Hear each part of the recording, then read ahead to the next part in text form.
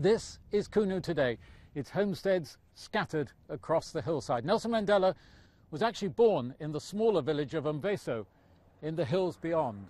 And when the founding father of modern democratic South Africa came to live here after his father died, he and his mother lived in a simple mud-walled, thatch-roofed house, cooking over an open fire. Decades later, after he was released from his 27 years in prison and became president, he built for himself the red-roofed house that we can see on the ridge over there.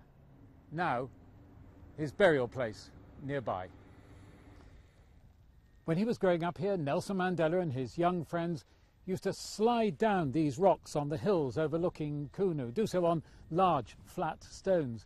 They used to have stick fights with one another and they used to hunt birds with slingshot. But Nelson Mandela also showed interest in the tribal meetings held by traditional leaders around here.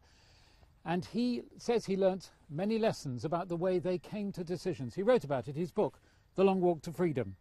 I've always endeavoured, he says, to listen to what each and every person in a discussion had to say before venturing my own opinion. Oftentimes, my own opinion will simply represent a consensus of what I heard in the discussion. Nelson Mandela's association with this village has certainly brought its practical advantages. Today, there are more substantial houses, houses with more rooms, in many cases like this, with tin roofs, even tile roofs. Electricity has come to the village, more clean water as well. But for people here, as in so much of South Africa, the biggest challenge remains jobs. And even if youngsters here feel they have a little more opportunity nowadays, so many of them are still unemployed.